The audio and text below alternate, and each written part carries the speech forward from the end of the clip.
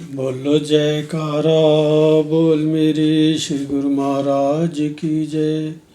श्री परमहंस दाता दयाल जी भगवान की जय। श्री परमहंसों के दरबार की जय। आज का पाठ है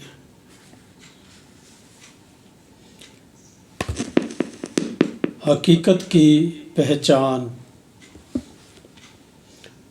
बुक है श्री पंचम पातशाही जी गुरु महाराज जी की द्वारा रचित, उनके फरमाए हुए वचनों का जो अमृत वचनों प्रवचनों का जो संग्रह है। बुक का नाम है अमृत उपदेश।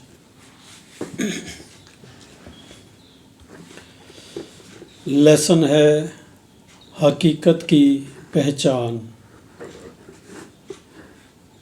मन और माया का परस्पर इस प्रकार गठबंधन है कि परस्पर मिलकर इंसान की असली चीज़ जो आत्मा है उसको भटकाने का प्रयत्न करते हैं। वे ये नहीं चाहते कि आत्मा जो कई जन्मों से काल और माया के चक्र में आकर दुख उठा रही है उनके पंजे से निकल जाए। इसलिए इंसान मन की प्रसन्नता के लिए मायावी शरीर और मिथ्या एवं क्षणभंगुर है उसके लिए सुख साधन जुटाता रहता है। उम्दा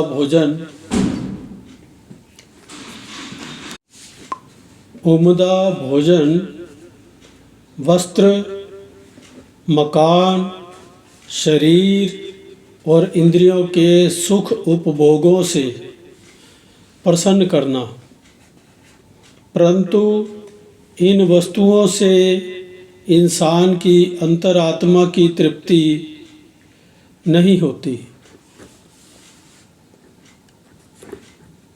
ज्यों-ज्यों इंसान मन की खुशी और शरीर तथा इंद्रियों के सुख भोग के सामान जुटाता है, जीवात्मा पर आवरण चढ़ता जाता है।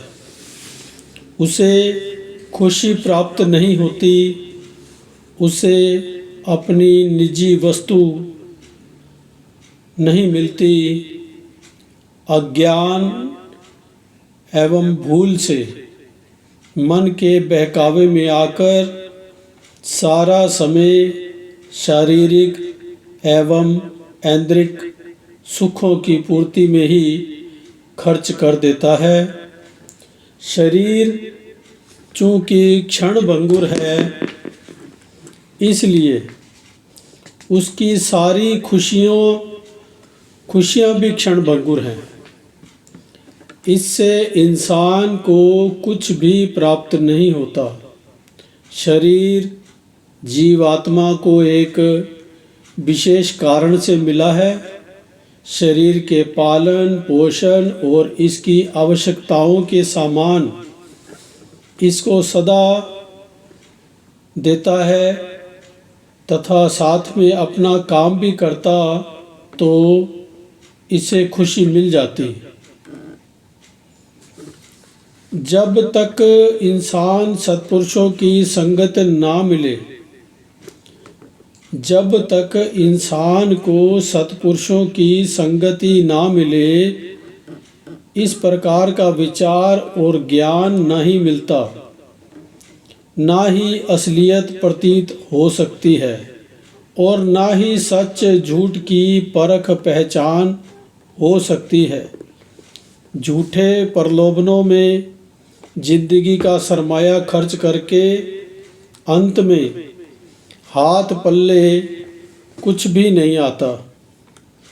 सारी आयु इंद्रियों के रस भोगों में लगाने से खुशी नहीं मिल सकती। ये माया का बना हुआ शरीर मिथ्या है, कभी दुखी है कभी सुखी, एक रस नहीं रहता। मन भी एक रस नहीं, ये भी चंचल है। ये सब नश्वर चीज़ें हैं। स्थायी चीज़ की पहचान के बिना इंसान दुखी है। नित्य वस्तु अंतर आत्मा है। महापुरुष इसकी पहचान कराने के लिए चेतावनी देते हैं कि अपनी वस्तु की पहचान कर लोगे, अपनी आत्मा की पहचान कर लोगे तो स्वयं एव विदित हो जाएगा कि अपना काम क्या है। मन के धोखे से बच जाओगे। यदि सारा समय मन के लिए लगा दिया तो समझो कि समय व्यर्थ नष्ट हो गया। यह मानव जन्म किस लिए मिला था और किस काम में लगाना है। महापुरुष फरमाते हैं, दुर्लभ देही पाई वड भागी, नाम न जपहि ते आत्मघाती। मर न जाही जिना बिसरत राम, नाम बिहून जीवन कौन काम। खात पीत खेलत हसत विस्तार, कवन अथक अर्थ मृतक सीगार। जो ना सुनहि जसु परमानंदा, पशु पंखी त्रिगद जोनी ते मंदा। कहो नानक गुरु मंत्र दृढ़ाइया, केवल नाम रिद माही समाइया। गुरु बाणी। महापुरुषों ने जीव को चेतावनी दी है और अपने अनुभवी वचन लिखे हैं। ये मानुष देही दुर्लभ और क्षण भंगुर है। इससे दुर्लभ काम लेना है। इस शरीर को आत्मा के काम में लगा देना, यह दुर्लभ काम है। अब अपने अंतर मानस में झांक कर देखो कि इस शरीर को किस काम में लगा रखा है। खाना पीना, ऐश इशरत और शारीरिक रस भोगों का काम क्या अपना काम है? इस शरीर को शरीर के लिए ही समाप्त कर देना क्या बुद्धिमानी है? यदि इंसान नाम नहीं जपता, भक्ति नहीं करता, आत्म कल्याण का मार्ग कैसे प्रशस्त हो? आत्मा की उन्नति कैसे होगी? आत्मा जन्म मरण के चक्र से कैसे आज़ाद होगी? यह तो आत्मा के साथ घात है, धोखा है। जिस लक्ष्य के लिए शरीर मिला था उससे वह काम ना लिया तो 84 चक्र में एक बार नहीं कई बार जाना पड़ेगा। पहले भी 84 भोग कर आया है। जीव को पता नहीं और ना है, जीव को पता हो या ना हो, परंतु महापुरुषों के अनुभवों से स्पष्ट प्रतीत होता है। यदि कोई प्रामाणिक औषधि उसे रोगी नहीं जान सकता, यदि कोई प्रामाणिक औषधि हो उसे रोगी नहीं जान सकता कि ये किस काम आती है। जिसने उसका प्रयोग किया होगा वही उसको जानता होगा। प्रत्येक इसे नहीं जान सकता। यदि मनुष्य चाहे कि मैं स्वयं इसका ज्ञान प्राप्त कर लूं, यह असंभव है।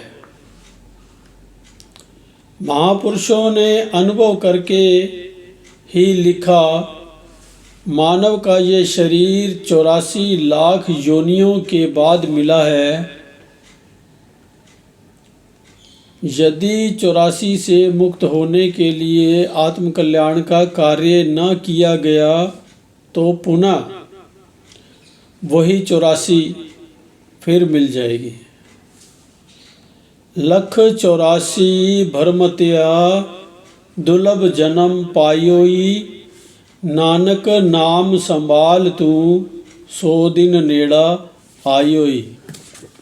अर्थात इस अजीब आत्मा को मानुष देही मिली 84 लाख योनियों के बाद। इसने प्रार्थना की कि मुझे इन योनियों से मुक्ति दिला दो। कुदरत ने इसकी याचना पर इसे मानव देही प्रदान की और इसी जीवात्मा का कल्याण हो सकता है। ये कर्ता भी है और भोक्ता भी है, दोनों काम कर सकता है। शेष जितनी योनियां हैं सब भोक्ता योनियां हैं।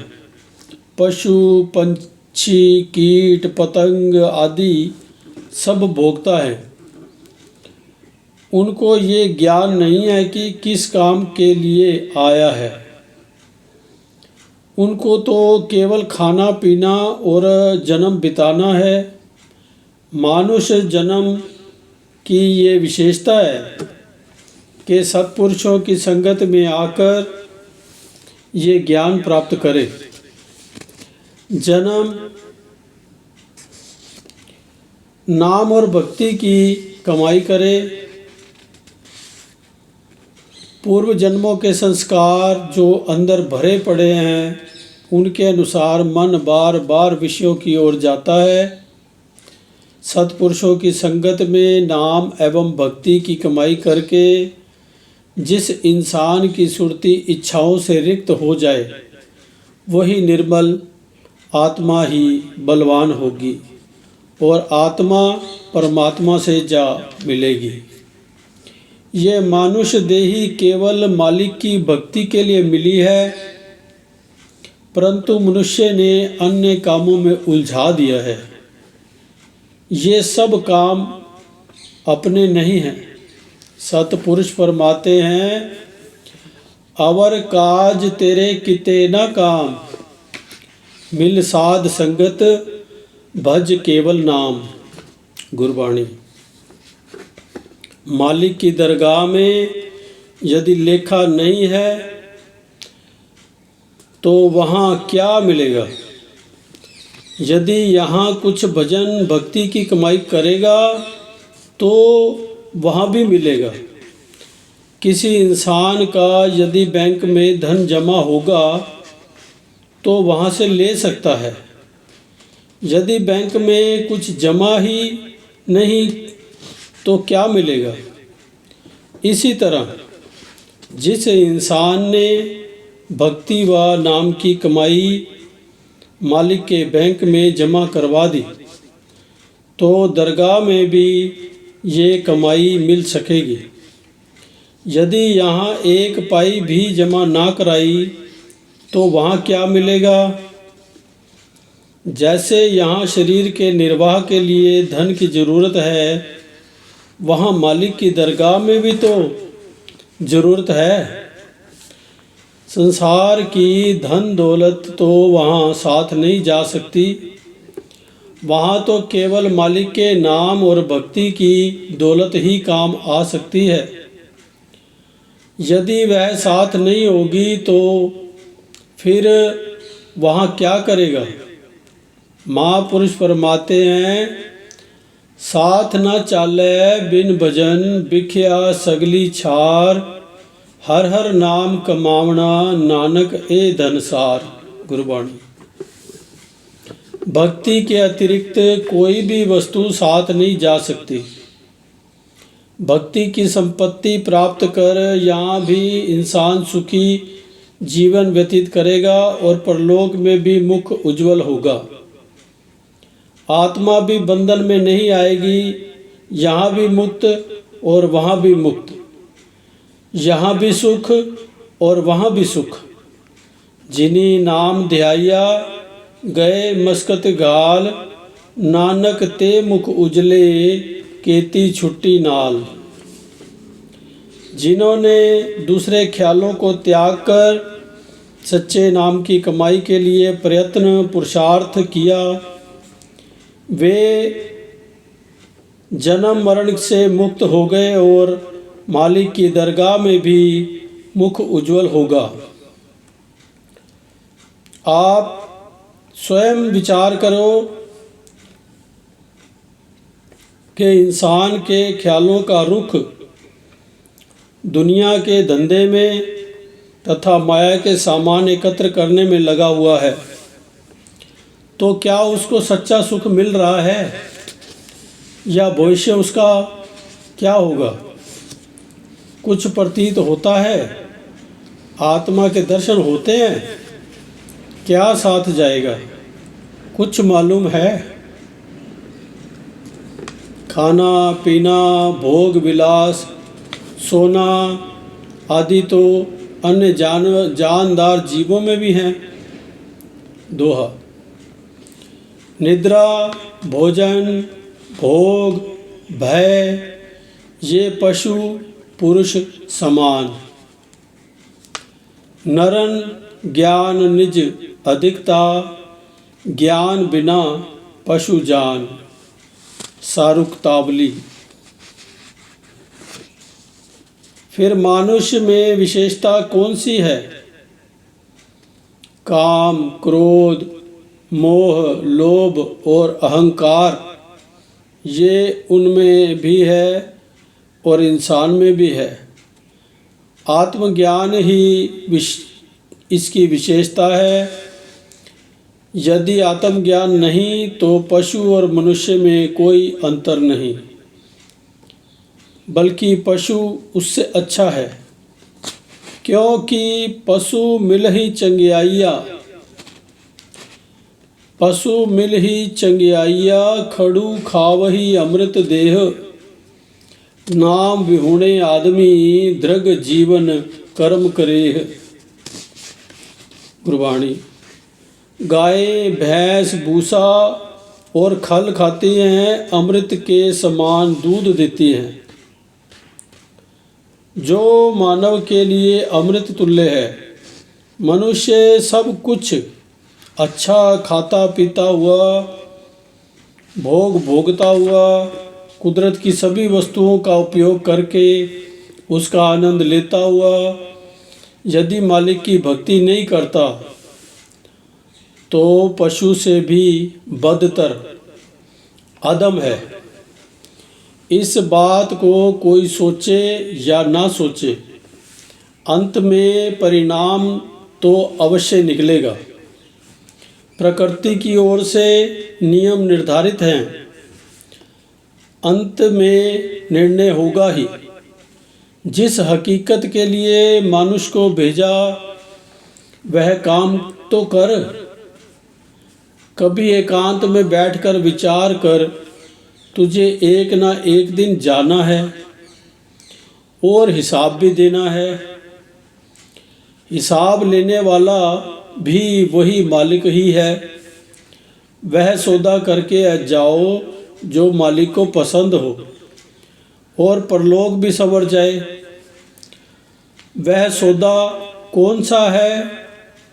महापुरुष फरमाते हैं, वणज करो वणजार्यो, वखर लेहु समाल। तैसी वस्तु विसाहिए, जैसी निभै नाल। अग्गे साहू सुजान है, लैसी वस्तु संभाल। भाई रे राम कहो चित लाई, हरि जस वखर ले चलो, सो देखे पतियाई। गुरबाणी। गुरमुखो, ऐसा सौदा करो, ऐसी कमाई करो कि मालिक प्रसन्न हो जाए।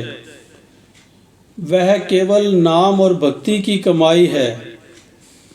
यदि मालिक को हृदय में बसा लिया तो मालिक प्रसन्न हो जाएंगे और उन्हें कुछ ज़रूरत नहीं। उन्हें केवल नाम और भक्ति की कमाई ही पसंद है, दुनिया के पदार्थ नहीं। इसलिए जो वस्तु मालिक की को अच्छी लगे वही काम करो।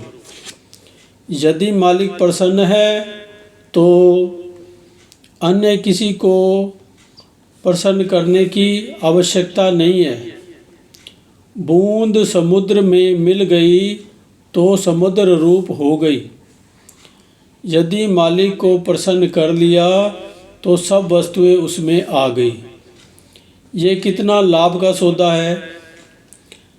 समय बहुत व्यतीत हो गया, शेष थोड़ा रहा। इंसान को समझ लेना चाहिए, महापुरुषों से नाम की प्राप्ति हो चुकी है, उससे जीवन का पूरा पूरा लाभ उठावे। यहाँ भी जिंदगी सुखपूर्वक गुजरे और मालिक की दरगाह में भी सुरखरुई मिले। बोलो जयकारा बोल मेरे श्री गुरु महाराज की जय। गुरुमुखो प्रेम पूर्वक जय सच्चिदानंद। आपने पाठ सुना, आपको कैसा लगा? कृपा करके आप इसके लिए थोड़ा बहुत कमेंट, लाइक वगैरह कुछ भी जय सच्चिदानंद ही लिख दिया करो। उससे थोड़ा क्या होता है कि हमारे को लगता है कि इन्होंने ध्यानपूर्वक पाठ का लाभ उठाया है, तो अच्छा लगता है कि आपने सुना और आपको अच्छा लगा, तो कितनी अच्छी बात है। आप जय सच्चिदानंद ही लिख दो, और क्या चाहिए। जय सच्चिदानंद जी। बोल मेरे श्री गुरु महाराज की। तुझे सुबह में दीदार पाया, उजली सुबह में दीदार पाया। खुद खुदा उतर कर, खुद खुदा उतर कर मंदिर में आया। उजली सुबह में दीदार पाया, उजली सुबह में दीदार पाया। कहाँ है बैकुंठ, जन्नत कहाँ है? कहाँ है बैकुंठ, जन्नत कहाँ है? जी हाँ यहीं थी, जी हाँ यहाँ है। जी हाँ यहीं थी, जी हाँ यहाँ है। दिव्य सिंहासन पर, दिव्य सिंहासन पर सतगुरु को पाया। उजली सुबह में दीदार पाया, उजली सुबह में दीदार। बसे रहे आँखों में ये दिव्य नज़ारे, बसे रहे आँखों में ये दिव्य नज़ारे। आते रहे यूं ही दर्शन प्यारे,